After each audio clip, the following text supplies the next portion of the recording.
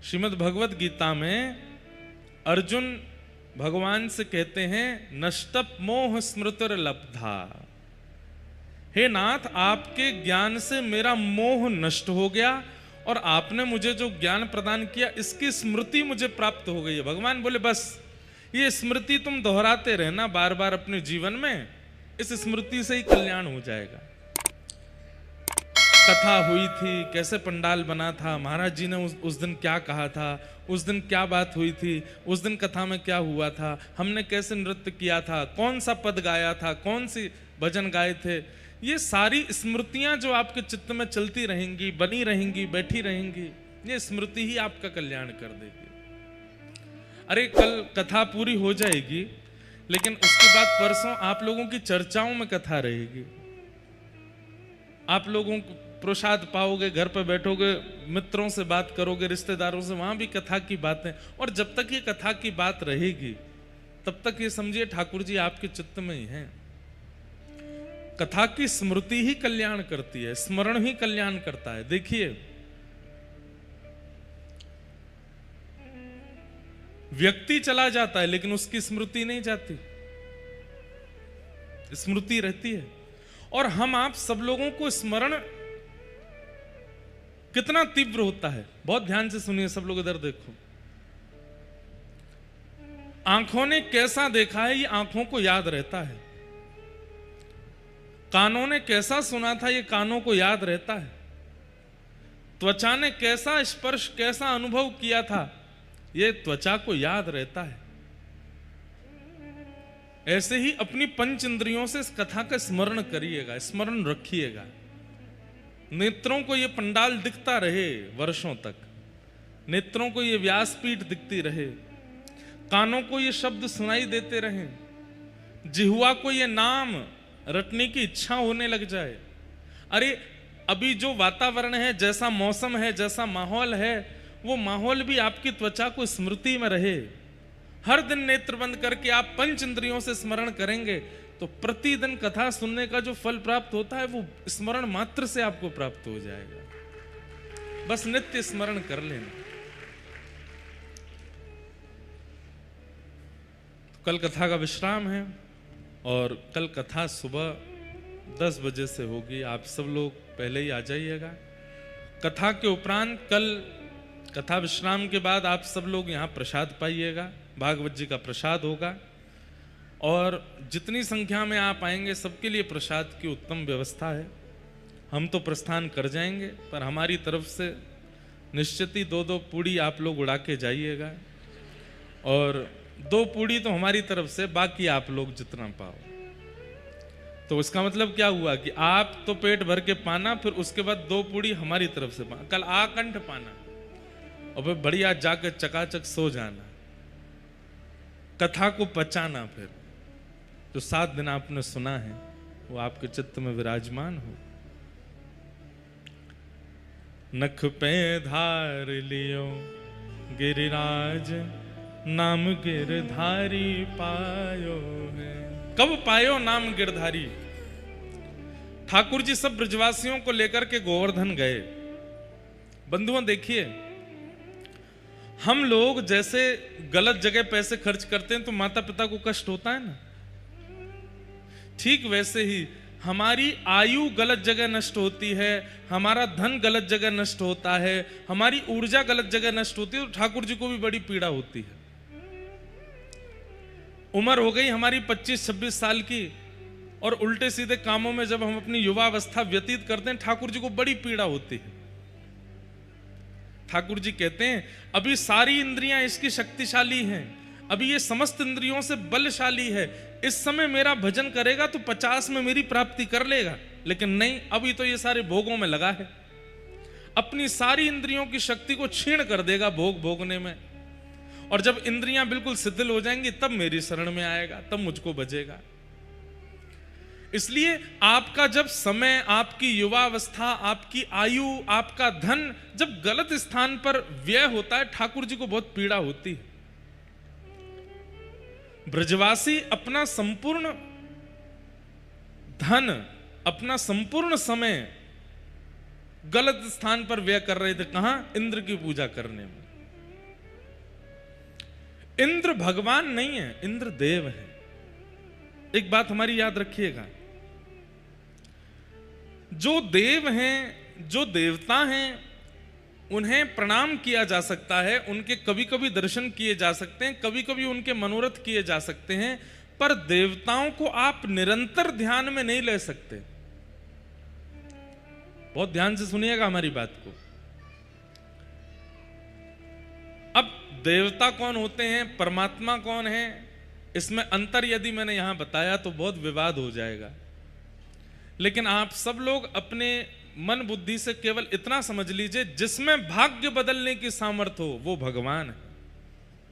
देवता भाग्य नहीं बदलते, देवता भाग्य नहीं बदल सकते। देव तो 33 कोटि देवी देवता, ये तो अपनी क्रियाओं में लगे हैं। इनको ठाकुर जी ने सेवा दे रखी है। किसी से कह रखा है कि तुम ऐसा करो, किसी से कह रखा है तुम ये करो, किसी से कह रखा है तुम वर्षा के देवता हो, किसी से कह रखा है तुम भूमि के देवता हो, तुम जल के अधिष्ठाता हो, तुम सूर्य हो, तुम चंद्र हो, आदि आदि ये सब है। इनको आप प्रणाम कर सकते हो, इनको आप वंदन कर सकते हो, पर निरंतर चिंतन देवताओं का नहीं होता। अब आप जपने लग जाओ इंद्रदेव इंद्रदेव इंद्रदेव इंद्रदेव इंद्रदेव इंद्रदेव, कोई फल नहीं मिलेगा आपको। ऐसे ही आप जपने चंद्रदेव चंद्रदेव, सूर्यदेव सूर्यदेव। हाँ, सूर्य को नित्य प्रणाम करना चाहिए, चंद्र को नित्य प्रणाम करना चाहिए, पर ध्यान और निरंतर जाप और स्मरण वो भगवान का होता है, वो देवों का नहीं होता। देवों को प्रणाम किया जाता है। जैसे हम घर से बाहर निकलते हैं, सामने जो भी बड़े बूढ़े आए सबको प्रणाम करते हैं, लेकिन रहेंगे तो अपने माता पिता के ही ना। ऐसा थोड़ी होता है कि सामने जो भी श्रेष्ठ आ गए, अच्छा हमारे पिताजी तो कम पैसा वाले हैं, आप ज्यादा पैसा वाले हो, हम आपके पास ही रहेंगे, ऐसा थोड़ी होता है। सबको प्रणाम किया जाता है, पर रहे तो अपने माता पिता का ही जाता है। ऐसे ही हमारे माता पिता कौन है? साक्षात भगवान। हम कोई आपके चित्त में भेद प्रकट नहीं करना चाहते कि इनके प्रति भेद रखो, इनके प्रति भेद रखो, पर हम बस इतना कहना चाहते हैं कि देव नित्य आराधन के लिए नहीं होते, कभी कभी प्रणाम के लिए होते। नित्य आराधन, नित्य ध्यान, नित्य स्मरण वो तो भगवान का होता है। और भगवान कौन है? जो 6 भगों से युक्त हैं उन्हें भगवान कहते हैं। जैसे बल से युक्त बलवान, धन से युक्त धनवान, विद्या से युक्त विद्वान, ऐसे ही जिसके पास 6 भग हैं उन्हें भगवान कहते हैं। कौन कौन से 6 भग? उत्पत्ति प्रलयम चैव भूतानाम अगति गति वेत्ति विद्याम अविद्याम च सवाच्यो भगवान इति। कौन है भगवान? सबसे पहला उत्पत्ति। इस पृथ्वी का प्रारंभ किस समय हुआ ये जिसको पता है। सब लोग आंकड़े लगाते हैं, लेकिन कोई नहीं जानता कि पृथ्वी कब प्रकट हुई है। सब लोग उस समय का वातावरण बता देते हैं कि तब ऐसा था ऐसा था ऐसा था, लेकिन स्पष्ट डेट टाइम कोई नहीं जानता है। ये जिसको पता है वो परमात्मा। पहली बात, प्रलयम चैव, इस पृथ्वी का और तीनों लोगों का संहार कब होगा, प्रलय कब होगा, ये जिसको पता है। अभी कुछ दिन पहले जब भारत पाकिस्तान के भी युद्ध हो रहे थे और भी बहुत कुछ हो रहा था, तो लोग बाग बोल रहे थे मई में, अब जुलाई में दुनिया खत्म हो जाएगी, आधी से ज्यादा दुनिया का ये हो जाएगा, ये हो जाएगा, ये हो जाएगा। लोग अपने आंकड़े लगा रहे हैं। अभी भी लगाया गया है कि भाई अभी चंद्र ग्रहण निकल के गया, कुछ दिन बाद सूर्य ग्रहण है, अभी है 21 तारीख को। भारत में नहीं है पर उसके आंशिक है और थोड़ी देर का पर है। और बहुत दिन बाद ऐसा हो रहा है, बहुत सालों बाद ऐसा हो रहा है कि बहुत जल्दी 15 दिन के अंदर ही सूर्य चंद्र ग्रहण हो रहे हैं। इसका भी आंकड़न लगाया जा रहा है कि इसका भी संकेत अच्छा तो नहीं है। बहुत सारे लोग अपनी अपनी भाव कहते आ रहे हैं और अपनी अपनी बातें कहते जा रहे हैं। वर्ष निकलता जा रहा है लेकिन प्रलय हो ही नहीं रहा।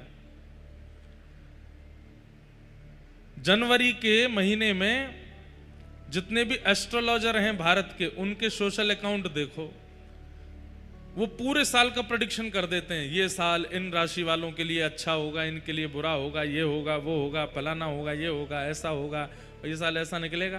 पूरा साल निकल जाता, कुछ नहीं होता विशेष रूप से। बेचारी जिसकी राशि बहुत अच्छी बताई गई, उसी के जीवन में ही कुछ हो गया होता है। तो इसलिए प्रेडिक्शन सब कर सकते हैं, अनुमान सब लगा सकते हैं, लेकिन कब क्या होगा ये केवल उन्हीं को पता है, वो है परमात्मा। उत्पत्ति प्रलयम चैव, जो उत्पत्ति की तिथि जानते हैं और प्रलय की तिथि जानते हैं, कब होगा प्रलय। अच्छा, एक और बात, मानो किसी ने बिल्कुल 100% प्रेडिक्शन कर दिया कि इस साल के इस महीने के इतने बजे प्रलय हो जाएगा। मानो ठाकुर जी ने भी सोच रखा हो कि इसी साल के इतने बज के इतने मिनट पे मुझे प्रलय करना हो, किसी ने कह भी दिया कि ठाकुर जी इसी दिन करेंगे। ठाकुर जी के मूड के ऊपर कह देंगे नहीं अब नहीं करना, 4 दिन बाद करूंगा अब तो। क्यों? उनके लिए परिभाषा लिखी जाती। भगवान कौन है? कर्तुम अकर्तुम अन्यथा कर्तुम समर्थ ईश्वर, जो करने वाली वस्तु को भी ना करे और ना करने वाली वस्तु को भी कर दे। जो करने में समर्थ है उसको ना करे और जो करने में असमर्थ है उसको कर दे। इसलिए उनको ईश्वर कहा जाता। उनके ऊपर है वो कब कहां क्या पता आज रात की योजना बना रखी होगी, 12 बजते ही प्रलय करना है, आज ही हो सकता है। तो जिन्हें एग्जैक्ट डेट पता है उत्पत्ति की और प्रलय की, 2 बात, उत्पत्ति प्रलयम चैव भूतानाम अगति गति, हम सब मानवों की, हम सब जीवों की गति और अगति जिनको पता है। गति और अगति, गति किसको कहते हैं? एक प्रकार से कह लो प्रॉफिट को, और अगति मतलब लॉस को। कई लोग बेचारे बिल्कुल शुभ मुहूर्त देख के बिल्कुल सही तरीके से फूंक फूंक के कदम रख के अपना व्यापार प्रारंभ करते हैं, फिर भी ठप हो जाता है। और कई लोग रात में सोची सुबह प्रारंभ किया, वो 4 महीने में ऊपर पहुंच गए। तो किसकी कहां गति है कहां अगति है कोई नहीं जानता। जिस कन्या को 6 महीना पहले पसंद किया था, 6 महीना में ऐसी लगने लगी कि महाराज इससे बढ़िया तो दुनिया में कोई है ही नहीं, और ब्याह के 4 महीना बाद पता चला कि हो गया कल्याण। केवल कन्या नहीं, पुरुष भी ब्याह से पहले तो ऐसे लग रहे थे कि महाराज ये तो नहाते हैं धोते हैं, बढ़िया इनमें से सुगंधी आती है। ब्याह के बाद पता चला 3 महीना हो गए नहाया ही नहीं है, केवल तौलिया से पहुंच के आ जाता है बाहर। तो कौन कैसा है, किसकी क्या गति है अगति है, किसके मन में क्या चल रहा है, ये जिसको परिपूर्ण रूप से पता है वो भगवान। कान पकड़ के क्षमा प्रार्थी होते हुए हम एक बात कह दें, दुनिया में कितनी भी बड़ी ताकत आ जाए, लेकिन किसके मन में क्या चल रहा है ये कोई नहीं बता सकता। आप उसमें भी केवल अनुमान ही लगा सकते हो। पत्नी पूरा जीवन पति के साथ व्यतीत कर लेती है कितने रहस्यों को छुपा करके। पति पूरा जीवन 50वीं एनिवर्सरी बना रहे हैं दोनों, 50वीं एनिवर्सरी पर अब की बार किसी की 50वीं एनिवर्सरी हो तो मेरी कही एक काम करना, तो जो बच्चे हों घर के वो कहना चलो दादी दादा ही बनेंगे 50वीं एनिवर्सरी पे। तो बोले अब हम आपको एक टास्क दे रहे हैं, क्या? दादाजी ऐसी कोई बात दादी को बताओ जो आपने पूरे जीवन नहीं बताई, और फिर दादी भी बताओ। आप देखना एक नहीं 10-10 बातें होंगी जो दोनों ने बताई नहीं, और 50 एनिवर्सरी हो गई। 50वीं एनिवर्सरी में इसलिए कर लेना इस काम को क्योंकि फिर तलाक तो कोई मतलब नहीं ना उसका। वो 10 बातें बता भी देंगे तो फिर अब कहां जाएंगी बेचारी। तो 10-10 बातें दोनों, 10-10 भी कम बता रहे हैं, 100 बातें भी निकल सकती हैं जो बताई ही नहीं है आज तक। इतने रहस्यमय हैं हम लोग, हमसे ज्यादा रहस्यमय दुनिया में कोई नहीं है। हमसे बड़ा रहस्य, हमसे बड़ा वंडर इस दुनिया में कोई नहीं है। इस दुनिया के वो क्या बोलते हैं 8 अजूबे हैं, 9वें अजूबे हम हैं। हम सब हम सबके पास ऐसे ऐसे रहस्य हैं कि जिस कोई नहीं जानता उसको, लेकिन ठाकुर जी सब जानते हैं, सब पता उनको, A to Z एवरीथिंग। तो भूतानाम अगति गति और वेत्ति विद्याम अविद्याम च, जो विद्या और अविद्या दोनों के जानकार हैं। कौन कैसा है, कौन कितना है, कौन कहां है, कौन कहां नहीं है, क्या श्रेष्ठ है, क्या अश्रेष्ठ है, क्या उचित है, क्या अनुचित है, ये जो जानते। अब महाभारत युद्ध में कहते हैं अश्वत्थामा हता, बोल दो बोल दो बोल दो, जोर से बोलो, अश्वत्थामा मारा गया। अब लोगों को यह लग रहा है कि भगवान झूठ बुलवा रहे हैं, युधिष्ठिर से कह रहे हैं कि अश्वत्थामा हता, बोल दो, अश्वत्थामा मारा गया।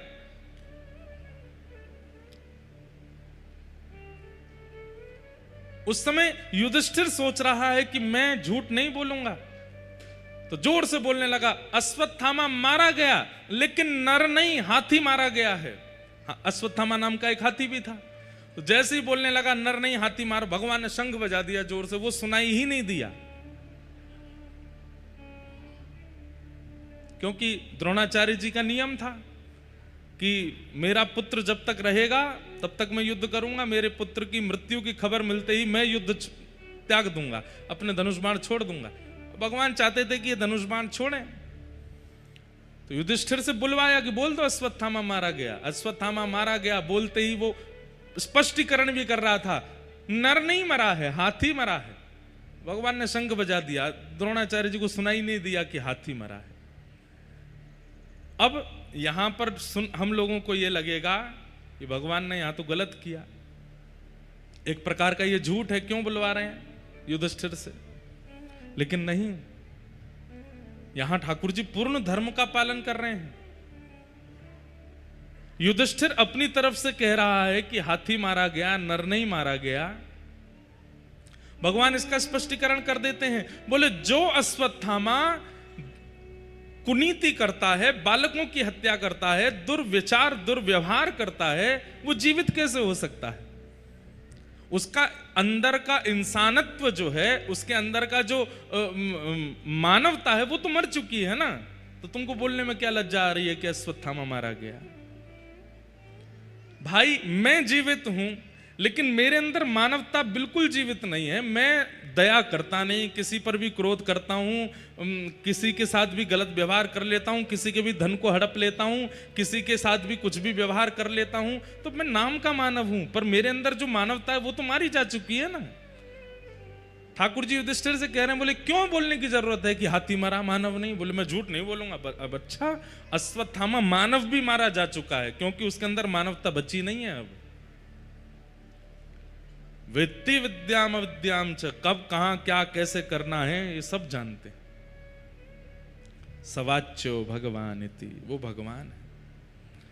और ये 6 के 6 लक्षण आपको किसमें दिखेंगे? श्री कृष्ण में दिखेंगे। ये 6 के 6 लक्षण पर ब्रह्म नारायण में हैं, और वही नारायण श्री कृष्ण रूप में प्रकट हुए हैं, वही नारायण राम रूप में प्रकट हुए हैं, वही नारायण नृसिंह रूप में प्रकट हुए हैं, वही नारायण वराह रूप में प्रकट हुए हैं। कई लोग ऐसा मान लेते हैं कि नारायण पूर्ण ब्रह्म हैं और ये जितने भी अवतार हैं ये सब उनके अंश हैं। नहीं, भगवान के 2 प्रकार के अवतार हैं, एक है अंशावतार और एक है पूर्णावतार। अंशावतार उनको कहा जाएगा जो पृथ्वी पर थोड़ी देर के लिए आए, लेकिन जिन्होंने पूरी लीला की है वो पूर्णावतार है। जैसे राम कृष्ण, ये भगवान के अंश नहीं है, भगवान ही पधारे हैं। लेकिन जैसे कूर्मा अवतार, मत्स्य अवतार, कच्छप अवतार, ये भगवान के अंशावतार। इसलिए भगवान कौन है? जो ये 6 भगवान से युक्त हैं वो भगवान है। और वही नारायण हैं तो कृष्ण वृंदावन में। लेकिन ठाकुर जी मन में ये सोच रहे हैं कि ये ब्रजवासी मोह प्रणाम ना करेंगे। मैं चाहे इन तक कितनों कह लूं, मैं जय जय हूं, मैं भगवान हूं, मोह प्रणाम कर लो, मोह वंदन कर लो, जब मोह प्रणाम ना करेंगे। एक बार ठाकुर जी ने किया भी, एक बार नहीं अनेक बार किया ऐसा। ठाकुर जी ने सब सखानते कही, बोले भैया तुम सबन ने एक सांची बात कहूं? बोले कहा, मैं भगवान हूं, मैं परमात्मा हूं। एक दिन ठाकुर जी ने प्रयास किया कि मैं सब ग्वाल वालों को चतुर्भुज रूप का दर्शन करा देता हूं। मेरे चतुर्भुज को देख करके ये लोग मुझे भगवान मानेंगे, कम से कम प्रणाम तो करेंगे एक बार। और मेरे को प्रणाम करने से इनके जन्म जन्मांतरों के पाप आदि जो हैं सब नष्ट हो जाएंगे। और देखो, पाप तो ब्रजवासियों के बच्चे ही नहीं है, लेकिन ठाकुर जी को बालक मान करके ये जो लीला कर रहे हैं उसमें जो सूक्ष्म सूक्ष्म अपराध बन रहे हैं। कैसे अपराध? अब मधुमंगल ठाकुर जी की चोटी पकड़ लेता है, वो लाला तुम रोज घोड़ा बनावे, आज तू बन। और ठाकुर जी घोड़ा बन जाए, मधुमंगल ऊपर चढ़ जाए। अब ये सूक्ष्म अपराध है ना, ठाकुर जी को आप घोड़ा बना के घूम रहे हो, लेकिन ये तो ब्रजवासी हैं, ये लाला को परमात्मा थोड़ी माने। तो ठाकुर जी ने मन में विचार किया, ये छोटे छोटे इनसे जो अपराध बनते हैं उनकी निवृत्ति के लिए अगर ये मुझे प्रणाम कर लेंगे मन से, तो इनके सारे अपराध दूर हो जाएंगे। तो ठाकुर जी ने एक दिन विचार किया, सबरे सखा इकट्ठे किए, बोले सुनो मैं जय जय हूं। ब्रजवासी बोले लाला तू देख, या बातें मत करे कर, चाहे तेरे जो मन करे वो कर ले कर, लेकिन तू जय जय या बातें मत कह कर। ठाकुर जी बोले एक रूप दिखाऊं अपना? बोले दिखाओ। इतने में ठाकुर जी ने 2 भुजा और प्रकट कर ली, शंख चक्र गदा पद्म धारण कर ली और धारण करके दर्शन कराए। जैसे इस चतुर्भुज रूप में दर्शन कराए, पहले तो ब्रजवासी आंख खोल करके देखने लगे, मुंह खुले रह गए, आंख खुली रह गई। ठाकुर जी को लगी अब ये मुंह को प्रणाम करेंगे। इतने में ही सब ग्वाल बाल थोड़ी देर बाद बोले लाला जे 2 भुजा कहां ते लेके आयो तू, हमू बता दे दुकान को नाम। ठाकुर जी बोले ले दुकान को नाम पूछ रहे हैं। लाला इस सुदर्शन चक्र बहुत जोर को लेंगे, मुंह बता दे मैं घुमाऊंगा या को। ये गदा बहुत बढ़िया लग रही है, लियो या मैं लेके जाऊं। चारों आयुध लेके भाज गए सब रे। यशोदा मैया से जाके कह रहे मैया तेरो लाला कोई दुकान ते 2 हाथ बनवाला है और 4 भुजा धारण करके घूमे। ठाकुर जी बोले जे ना मानेंगे मैं परमात्मा। तब ठाकुर जी ने विचार किया ऐसा क्या करें कि एक बार मेरी आराधना तो कर लें। तब ठाकुर जी ने सोचा कि श्री गिरिराज मेरा रूप है, अगर उनकी आराधना करवा लूंगा, उनकी पूजा करवा दूंगा तो मेरी पूजा का फल इनको प्राप्त हो जाएगा। और श्री ठाकुर जी ने फिर ये योजना बनाई और ब्रजवासियों से जाकर के कहा भैया चलो गिरी पूजेंगे। और अब सब गिरिराज जी पूजवे के काजे पहुंचे। 56 भोग लेकर के, अन्नकूट की सामग्री लेकर के सब लोग पहुंचे। वहां जाके गिरिराज जी को पूजन कियो और वहां श्री गोवर्धन रूप धारण करके ठाकुर जी जैसे ही प्रकट भये, प्रकट है करके लाओ ब्रजवासियों भोग। सब ब्रजवासी से मांगन लगे, एक रूप से गिरिवर पूजे, एक रूप पुजवावे। एक रूप से तो ठाकुर जी पुजारी बने हैं और एक रूप से ठाकुर जी बने हैं। कितनी सुंदर स्वरूप है। बस जो पुजारी हैं वो 2 भुज वाले हैं और जो ठाकुर हैं वो 4 भुजा वाले हैं। दूसरा अंतर क्या है, जो पुजारी हैं वो केवल पगड़ी पहन के बैठे हैं और जो ठाकुर जी हैं उन्होंने मुकुट पहना है, विशेष श्रृंगार किया है, खूब सारे आभूषण पहन रखे हैं। सब ब्रजवासी आनंदित हो गए। तभी वहां नारद जी आए और 56 भोग की सामग्री में से कुछ सामग्री ले जा करके, कल कितना सुंदर 56 भोग हुआ, आप लोगों ने दर्शन किए थे कल। कई लोग तो बिना किए चले गए। कल कथा के बाद पीछे ठाकुर जी का 56 भोग मनोरथ हुआ। कितनी शुद्धता, कितनी पवित्रता से पूरा मनोरथ किया। देखो बंधुओं, अपने सुख के लिए जब हम उत्सव करते हैं ना तो हम शुद्धता, पवित्रता इन सब का ध्यान नहीं रखते। बस अच्छा बनना चाहिए, सब कुछ सबको दिखना चाहिए कि हमने ऐसा किया, लेकिन ऐसा कल नहीं था। बाकायदा सब हमारे ब्रज के, सब हमारे गिरिराज जी के सेवक जन आए, हमारे सब ब्रजवासी बंधु आए। पहले दिन से ही आकर के सब सामग्री सिद्ध की, दूध घर की सामग्री, सकड़ी सामग्री, अनसकड़ी सामग्री, और पूरी सामग्री के नीचे पहले गोबर को लेप लगाए गयो, हल्दी से चारों तरफ परकोटा बनाए गयो, सब में तुलसी छोड़ी गई। बाकायदा जैसे आरती वंदन पूजन होना चाहिए वैसे कियो। ठाकुर जी के सन्मुख सामग्री पधराने के बाद में 4 पद गाए गए, तब तक पर्दा नहीं खोले गए, किसी को दर्शन नहीं होंगे। और जब ठाकुर जी ने आरोग ली फिर पर्दा खोल के सबको दर्शन कराए। कितने भाव से इसमें ठाकुर जी के सुख का विचार किया गया था उत्सव में, और यही होना चाहिए। कभी भी कोई भी उत्सव कीजिए, अपने सुख का विचार करके ठाकुर जी को मत तैयार करो, ठाकुर जी के सुख का विचार करो कि उनको सुख मिलेगा। आज नौका विहार है और आज ठाकुर जी नौका विहार करेंगे, अब देखेंगे जाके कैसी वहां आज भी ठाकुर जी के सुख का विचार होगा। हमने तो पहले ही कल भी कहा था नौका विहार का समय नहीं है, पर क्योंकि सारी नदियों में बाढ़ आ रखी है इसलिए नौका विहार हो जाएगा। वृंदावन में इतना पानी भर गया कि आधे से ज्यादा वृंदावन के लोग सब्जी मंडी भी नाव चला के ही जा रहे हैं। तो आधे से ज्यादा वृंदावन में जो ठाकुर जी बैठे हैं उन क्षेत्रों में, उनको भी कहीं जाना होता होगा तो नाव से ही जा रहे होंगे, तो उस बहाने नौका विहार चल रही है। उसी बहाने से आज यहां भी नौका विहार होगी। पूरा जो, अब उसको हम स्विमिंग पूल तो बोलेंगे नहीं, आज से वो सरोवर हो गया है। उस सरोवर का सारा पानी निकाला गया, पूरा उसको धो करके साफ करके उसमें पवित्र नदियों के जल डाले गए हैं, कमल पुष्प आदि सब पधराए गए। अभी हमने देखा नहीं है, देखूंगा मैं तो जाके। कथा के बाद आज नौका विहार का दर्शन होगा। ठाकुर जी के सुख का विचार करना चाहिए, उनको प्रिय लगे, उनको सुख लगे। तो नारद जी महाराज आए और 56 भोग की सामग्री में से कुछ सामग्री ले जाके इंद्र को पवाने लगे। इंद्र ने जैसी पाया बोला भैया कहां से लाए इतनी बढ़िया सामग्री? बोले कि ये तो व्रजमंडल में आजकल तुम्हारी पूजा बंद हो गई है, इंद्र की पूजा बंद हो गई है। कन्हैया ही 2 रूप धारण करके एक रूप से पूजा कर रहा है, एक रूप से पुजवा रहा है।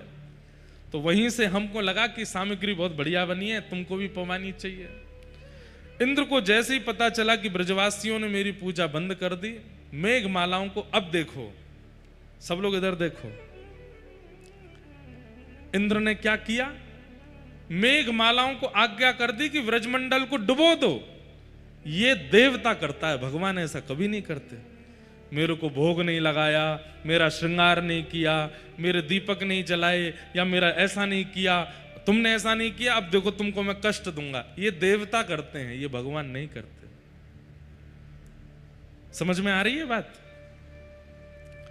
कई बार हम लोग ऐसा सोचने लगते हैं, और कई बार हमें कई बड़े बड़े महापुरुष लोग बता भी देते हैं, तुम्हारे वो वाले देवता नाराज हो गए हैं, तुम्हारे ये वाले देवता नाराज हो गए हैं, तुम्हारी देवी नाराज हो गई हैं, तुमने ये नहीं किया, तुमने वो नहीं किया।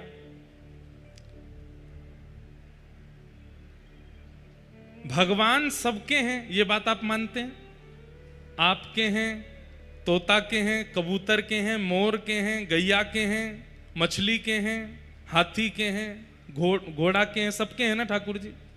गधा के भी हैं, सबके ठाकुर जी हैं। 8 अरब तो केवल मानव हैं पृथ्वी पर, और उससे भी ज्यादा होंगे। और ये केवल 1/3 हिस्से में है पृथ्वी के। आधी से ज्यादा पृथ्वी तो पानी से ढकी है, उसमें जितनी मछलियां हैं उनके भी ठाकुर जी हैं। आकाश में उड़ने वाले पशु पक्षियों के भी ठाकुर जी हैं, जंगल में रहने वाले हिंसक जीवों के भी ठाकुर जी हैं। और इतने बड़े पृथ्वी के हिस्से को ठाकुर जी पता क्या कहते हैं? मेरे शरीर में जितने रोए हैं, प्रत्येक रोए में करोड़ ब्रह्मांड हैं, एक ब्रह्मांड में एक पृथ्वी होती है। ध्यान से सुनिएगा, पूरे ब्रह्मांड यानी कि यूनिवर्स में एक पृथ्वी है। ऐसे करोड़ ब्रह्मांड भगवान के एक रोए में हैं। तो सिर के एक बाल से लेके पैर तक कितने ब्रह्मांड हैं और कितनी पृथ्वी हैं हमें पता ही नहीं है। और प्रत्येक पृथ्वी के प्रत्येक व्यक्ति की भगवान फिक्र करते हैं। इतने विशाल इस ब्रह्मांड में, इतने विशाल इस यूनिवर्स में, करोड़ों यूनिवर्स में मेरे दीपक ना जलाने से भगवान को कोई फर्क पड़ेगा? उन्हें तो पता भी नहीं होगा कि मैं और आप कोई हैं भी। पता तो उनको है, पर उनको कोई फर्क नहीं पड़ता। जैसे एक छोटा बालक, बहुत छोटा सा होता है ना, वो अब जब माँ की गोद में आता है तो कई बार उसको हाथ पैर चलाने नहीं आते, तो अपनी माँ के गाल को ऐसे पकड़ लेता है। तो माँ कोई नाराज होती है तो हाथ हटा लेती है, और तेजी से हाथ पकड़ने पर माँ को कोई पीड़ा भी नहीं होती। ऐसे ही संपूर्ण ब्रह्मांड में ठाकुर जी कब कहां किस रूप में विलास कर रहे हैं, हमें तो उसका सुख होना चाहिए। जय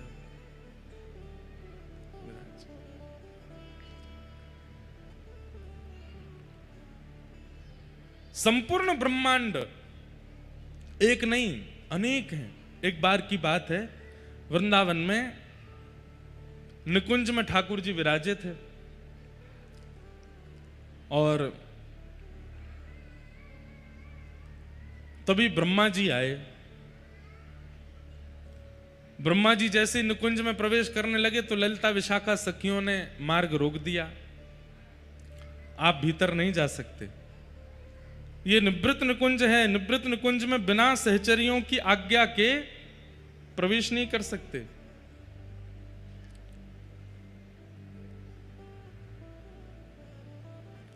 हमारे श्री हरिदासी परंपरा में एक भाव गाते हैं, कुंजी नित्य विहार की श्री हरिदासी पास। कुंजी कहते हैं चाबी, चाबी नित्य विहार की। ठाकुर जी का जो नित्य विहार चल रहा है, जिस स्थान पर विहार चल रहा है, वहां की जो चाबी है वो किन के पास है? बोले श्री हरिदास जी के पास है या हरिदासियों के पास है। हरिदास जी कौन है? श्री ललिता जी के अवतार।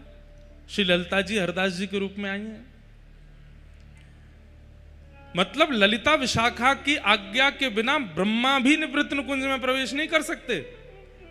तो ब्रह्मा जी आए और आकर के जैसे निवृत्त निकुंज में प्रवेश करने लगे, वृंदावन में प्रवेश करने लगे, तो ललिता विशाखा जी ने द्वार रोक दिया, आप भीतर नहीं जा सकते, अभी ठाकुर जी का नित्य विहार चल रहा है।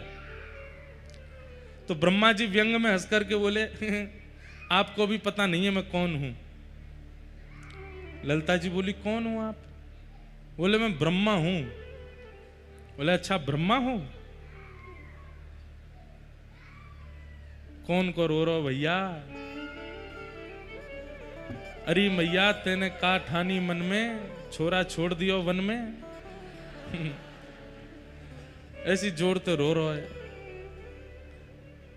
हम क्या बता रहे थे वो सुनो, बड़ी अच्छी बात है। तो ललिता जी बोली आप कौन हो? तो ब्रह्मा जी हंस करके बोले आप अभी हमें जानती नहीं हो, हम ब्रह्मा हैं।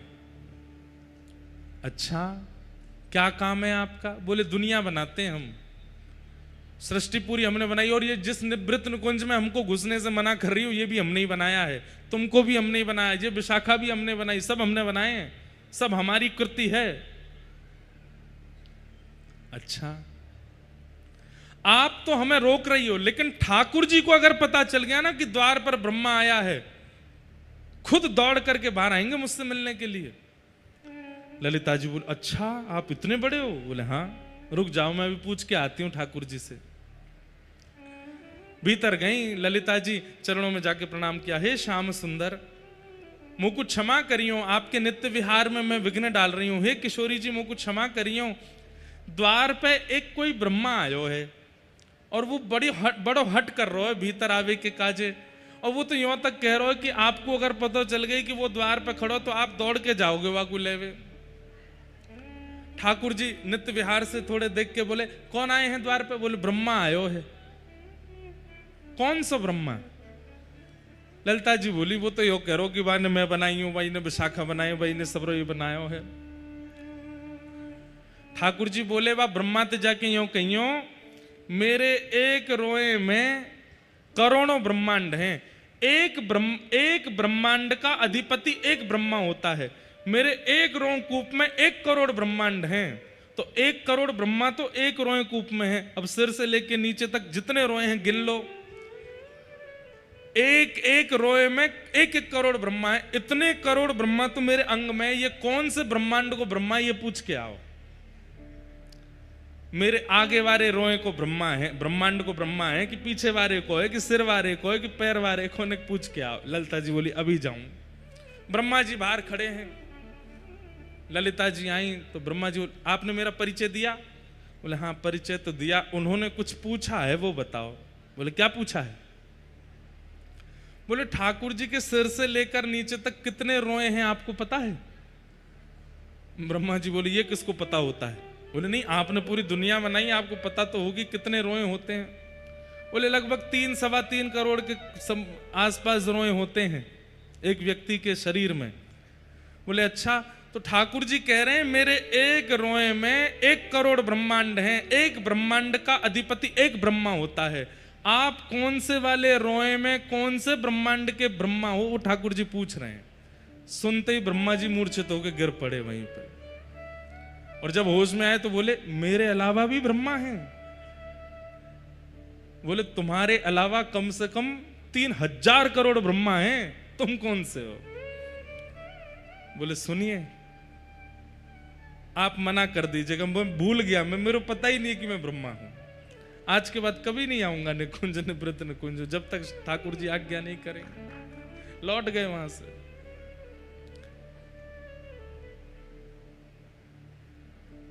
जो ठाकुर जी इतने विस्तृत ब्रह्मांड को अपने अंग पर धारण करते हैं, वो ठाकुर जी छोटी छोटी बातों पर नाराज होंगे क्या आपसे? आपने आज आरती नहीं करी, आज आपने भोग नहीं लगाया, आज आपने शयन नहीं कराया, या आपने ऐसा किया या वैसा किया। इनसे देवी देवता नाराज होते हैं, ठाकुर जी नाराज नहीं होते। एक बात बोलें आपको, बहुत पते की बात, कितने भी बड़े संत को बुलाइए, कितने भी बड़े महापुरुष को बुलाइए, कितने भी श्रेष्ठ व्यक्ति को बुलाइए, कितने भी बड़े राजनेता को बुलाइए, आप व्यवस्था में कोई कमी मत छोड़िएगा।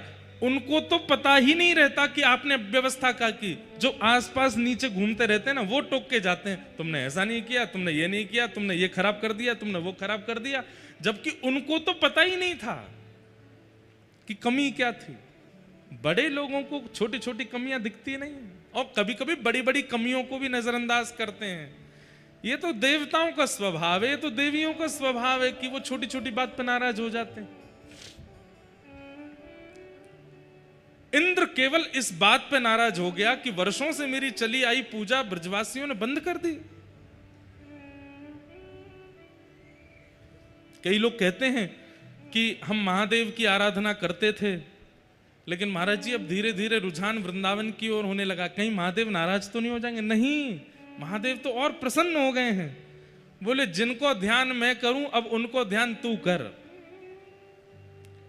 जैसे किसी को घर में योग्य जान करके बड़े लोग अपनी पूंजी उसको दे देते हैं कि चलो अब तुम योग्य हो, ये लो, मेरी ये वस्तु अपने पास रखो। ऐसे ही महादेव जब अति प्रसन्न हो जाते हैं, तब श्री प्रिया प्रियतम की सेवा प्रदान कर देते हैं।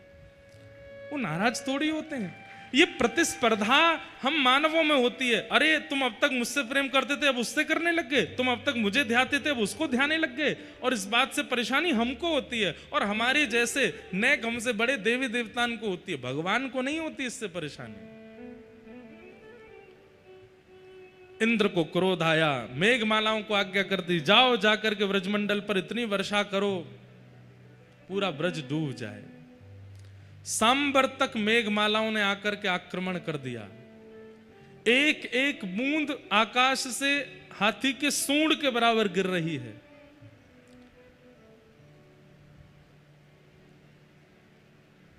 एक एक बूंद हाथी के सूंड के बराबर, मतलब कि चंद सेकंडों में तो कमर कमर तक पानी भर गया।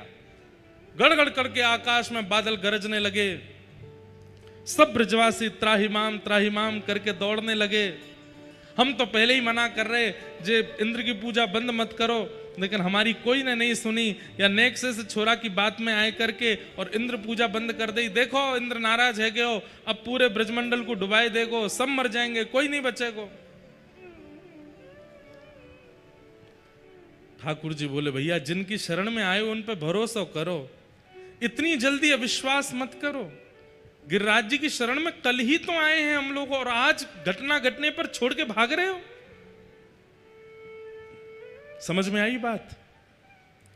आप जिन ठाकुर की शरण ग्रहण करते हैं, कभी कभी वे शरणागतों की परीक्षा लेते हैं कि ये मुंह को छोड़ के जाएगो कि नहीं। और एक आपत्ति आने पर जैसे ही आपके मन में अविश्वास होता है कि ये भगवान तो हमारी रक्षा कर ही नहीं रहे हैं, हम इनकी शरण में आए फिर भी हम पे आपत्ति आ रही है, ठाकुर जी मानो परखते हैं कि आप कितने श्रेष्ठ हो। इसलिए हमारी प्रार्थना, एक बार जिनके सामने सर झुकाया है, जिन परमात्मा को, जिन श्री कृष्ण को, जिन श्री राघव जी को आपने स्वीकार कर लिया है, उसके बाद चाहे जैसी परिस्थिति आ जाए छोड़ना नहीं उनको। उन्हीं के रहना। कई बार परिस्थिति आती नहीं है, ठाकुर जी प्रकट करते हैं परीक्षण करने के लिए कि देखें जाएगो कि नहीं जाएगो। भगवान ने कही भैया जिन गिरिराज जी की शरण में आए उन पर भरोसा करो, लेकिन देखा कि सब ब्रजवासी भाग रहे हैं, कोई भरोसा कर नहीं रहा है, तब ठाकुर जी बोले अब मोकू कछु ऐसा करना पड़ेगा जासे इनको विश्वास दृढ़ होए। तब गिरिराज बाबा को प्रणाम कियो और 7 बरस के ठाकुर जी ने अपनी दोनों भुजान से श्री गिरिराज जी को अधर कियो।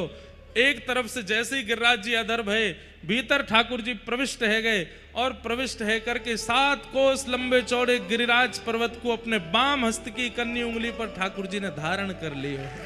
बोल गिरिराज धरण की श्याम सुंदर श्री यमुने महारानी की जय। पूछरी के लौटा की हुप हुप प्यारे। क्या बात है वंशी वारे।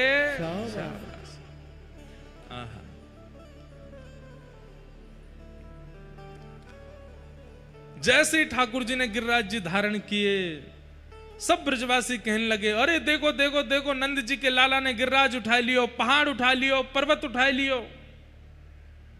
सब ब्रजवासी नीचे पहुंच गए, अपनी अपनी छड़ी लगा करके सब खड़े है गए हैं।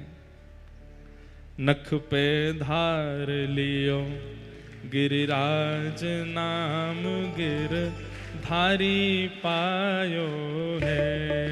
नख पे धार लियो गिरिराज नाम गिरधारी पायो है। नख पे धार लियो गिरिराज नाम गिरधारी पायो है। धन धन धन श्री ब्रज चंद्र इंद्र को मान घटायो है। हाँ ब्रजवासी सब कहें कृष्ण गिरिराज उठायो है। ब्रजवासी सब कहें कृष्ण गिरिराज उठायो है। ओ नख पे धार लियो गिरिराज नाम गिरधारी पायो है। नख पे धार लियो गिरिराज नाम गिरधारी। अब सोचो इतनो बड़ो जे पंडाल, इतनो ही बड़ो बगल को पंडाल, इतने लोग फिर भी खड़े हैं क्योंकि जगह ना है बैठवे की। लेकिन 7 कोस लंबे चौड़े गिरिराज पर्वत, 21 किलोमीटर लंबे चौड़े गिरिराज पर्वत के नीचे भी तिल भर भी जगह नहीं है, इतने ब्रजवासी हैं। और सब ब्रजवासी इनके बीच में अकेले श्री गिरिराज जी को ऐसे धारण करके ठाकुर जी खड़े हैं। अरे भैया उनके उत्साह को चिंतन करो। ब्रजवासी कितने प्रसन्न रह रहे होंगे, कितने आश्चर्य में, कितने सुख, कितनों नाच रहे होंगे। हमारे श्री नंददास जी पदों में वर्णन करते हैं, कृष्णदास जी पदों में वर्णन करते हैं, कान्हा कुंवर के कर पल्लव पर मानो गोवर्धन नृत्य करे। नंददास जी कहते हैं, बोले ठाकुर जी के कर पर, अच्छा एक तो बाम हस्त जो सबसे कम प्रयोग होता है, उसमें भी इकन्नी उंगली जो सबसे कम प्रयोग होती है, उसमें भी इकन्नी उंगली के नख पे ठाकुर जी ने गिरिराज जी उठाए हैं। मतलब इंद्र का मान ठाकुर जी, सुदर्शन चक्र नहीं गदा। बोले ये सब तो बहुत बड़ी चीज है। ले इकन्नी उंगली से ठाकुर जी ने नख पर गिरिराज जी धारण करके इंद्र का मान दिखा दिया, तुम क्या हो। अच्छा दूसरी बात बहुत ध्यान से सुनिएगा, श्री कृष्ण से हर स्थिति में सीखिए। ठाकुर जी कहते हैं भैया गिरिराज समान बड़ी बड़ी आपत्ति तुम्हारे जीवन में आती हैं, पर तुम उसको कैसे लेते हो। आपत्ति आई सिर पे, आपत्ति आई हृदय पे, आपत्ति आई सर्वांगीण शरीर पर वो दिखने लगती है। व्यक्ति डिप्रेशन के कारण, एंजाइटी के कारण आंखें सूज गई महाराज, सोया नहीं है, मुख का सारा तेज उतर गया है, विचित्र सा हो गया है। क्यों? बोले पहाड़ आया इसके ऊपर दुखों का और उनको अपने अंदर धारण कर लेता। ठाकुर जी कहते हैं बड़े बड़े आपत्ति के पहाड़ आए उनको ऐसे उठाओ, ऐसे रखो, चिंता करने की आवश्यकता नहीं है। हम आपत्तियों को, विपत्तियों को, कष्टों को, संकटों को यहां तक क्यों आने देते हैं? यहां तक क्यों आने देते हैं? ये पूरे शरीर पर आक्रमण करने की आज्ञा उसको आप अधिकार देते हो। जैसे किसी ने आपको चिंता की बात बता दी, कोई चिंता की बात बता दी, वो पल्ली गली वाला तुम्हारे बारे में ऐसे ऐसे बोल रहा था, अब रात में एक रोटी कम खा रहे हैं, दूध पी नहीं रहे हैं, सो नहीं रहे, बार बार कर, उसने ऐसे क्यों बोल दिया, उसने ऐसे कैसे बोल दिया, उसने, मतलब अब चिंता आई। चिंता तो बाहर खड़ी थी, पर आपने अपनी आंखों में, कान में, बुद्धि में, मन में, सब जगह उसको प्रवेश करा दिया। ठाकुर जी कहते हैं विपत्ति आती है, उस विपत्ति को यहीं पे ही रख लो। कितने भी बड़े संकट आए, ऐसे ही खड़े रहो बस। उसको इतना अधिकार मत दो कि वो तुम्हारे अंदर प्रवेश करे। ठाकुर जी की गिरिराज धरण लीला से सीखो। और उसमें भी केवल यूं नहीं कि महाराज पसीना पसीना है गए, विपत्ति को बाहर रोक करके खड़े हैं, ठाकुर जी की तरह प्रसन्न मुद्रा, हंसते रहो, खिलखिलाते रहो, बोले रुक जा, खड़ो, गिरिराज ऊपर है।